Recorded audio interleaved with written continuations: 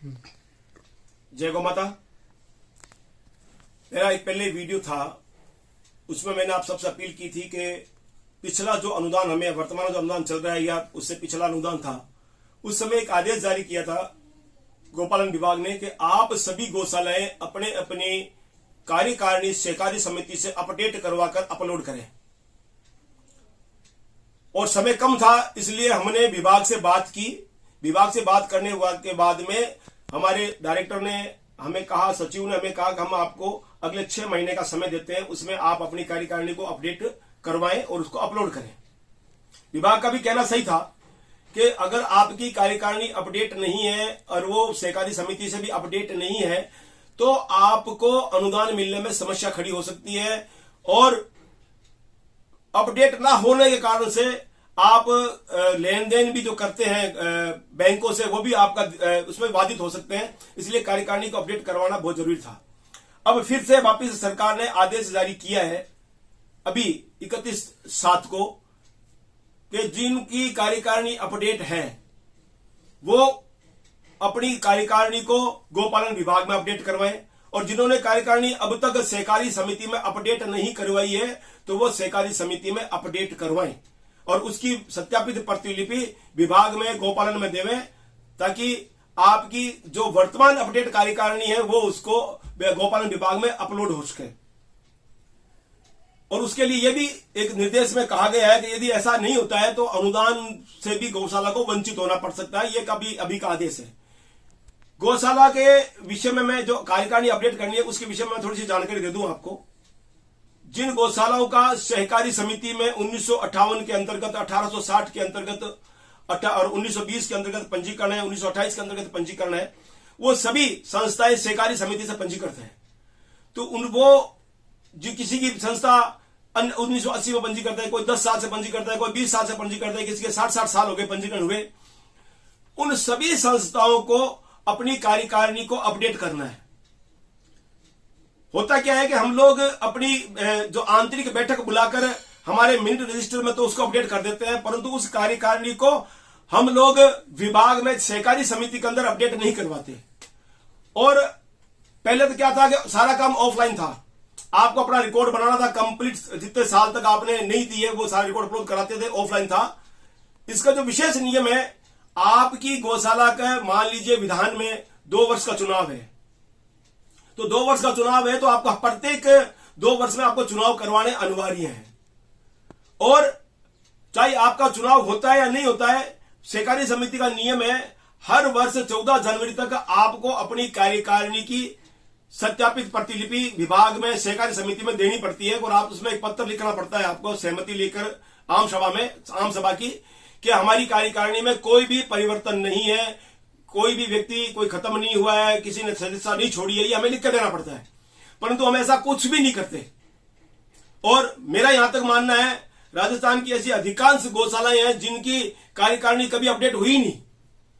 आज भी जब जो कार्यकारिणी, मान लिया किसी उदाहरण के रूप में समझे आप, किसी गौशाला के पंजीकरण 2000 का है, सन 2000 का, और उस समय कोई फला व्यक्ति अध्यक्ष थे, और आज 2025 चल रहा है, 25 साल हो गए उस कार्यकारिणी को हमने अपडेट नहीं करवाया, परंतु हमारे अध्यक्ष को हमने 25 चेंज कर दिए, परंतु उसको हमने सहकारी समिति में अपडेट नहीं करवाया। तो सरकार यह मानती है कि अभी तक फला व्यक्ति ही अध्यक्ष है। उदाहरण के लिए मान लो 2000 के अंदर किसी रामलाल को अध्यक्ष बनाया हमने, और आज हमारे पास में श्यामलाल अध्यक्ष है। तो सन 2000 में जो रामलाल अध्यक्ष था और हमने वहां कुछ अपडेट नहीं कराया, तो सहकारी समिति या सरकार यह मानती है कि अभी तक उस समिति का अध्यक्ष रामलाल ही है, श्यामलाल को नहीं बनेगी वो। और उस रामलाल के समय में जो भी लोग थे, कार्यकारिणी में थे, आम सभा में थे, वो सभी लोग आज भी सरकार के पास में वही मान्य है। चाहे उसमें से कई लोगों को दिवंगत हो गए होंगे, कई लोगों ने कार्यकारिणी छोड़ दी होगी, कई के ट्रांसफर हो गया होगा, कोई चला गया होगा, किसी ने इस्तीफा दे दिया होगा, परंतु हमने वो सारे स्वीकार करके अपने पास रख लिए और वहां सहकारी समिति में अपडेट नहीं कराया, तो वो हमारे पास रखा हुआ दस्तावेज कुछ भी काम का नहीं है। वहां तो आज भी वही कार्यकारिणी बोल रही है। अब मैं एक आपको उदाहरण दूं कि रामलाल की कार्यकारिणी में से अगर कोई व्यक्ति जो आज बहुत बड़ी ईर्ष्या रखता है आपकी गौशाला से, और वो आप पर मुकदमा कर दे कि जो वर्तमान कार्यकारिणी है वो फर्जी है, असली कार्यकारिणी तो हमारी ये है। तो अब आपके पास में कोई सबूत नहीं है कि आप कौन सा, हाँ नहीं हमारी कार्यकारिणी तो वर्तमान में यही है। आपने बैंक के अंदर भी चेंज करवा ली तो बैंक में भी आपको फ्रॉड हो सकता है, आप मुकदमा हो सकता है कि जब कार्यकारिणी तो वो बोल रही है। अब विवाद खड़ा हो गया ना आपका, एक कार्यकारिणी रामलाल की और एक कार्यकारिणी श्यामलाल की है। अगर कोर्ट में जाएगी तो सत्यापित कार्यकारिणी तो रामलाल की है, और आपने श्यामलाल की कार्यकारिणी को एक मात्र आम सभा में लिख के आपने बैंक में भी दे दी और बैंक में आपने हस्ताक्षर चेंज करवा दिए। तो ये आप पर एक फौजदारी का मुकदमा बन सकता है, 420 का मुकदमा बन सकता है। हाँ, ये जरूर है, सहकारी एक्ट के अंदर ये प्रावधान है कि 10 व्यक्ति बैठकर यदि किसी भी चीज पर आम सहमति करते हैं तो वो कानून सम्मत है। परंतु एक बार आपका विवाद खड़ा हो गया तो इसलिए आपको अपनी कार्यकारिणी पूरी अपडेट करानी चाहिए। अब मैं आपसे निवेदन करूं, सन 2016 तक तो हम ऑफलाइन में अपनी डिटेल बनाकर दिया करते थे। 17 से सारी कार्यकारिणियां राजस्थान सरकार ने ऑनलाइन कर दी है और आपका पूरा रिकॉर्ड ऑनलाइन अपडेट है सहकारी समिति में।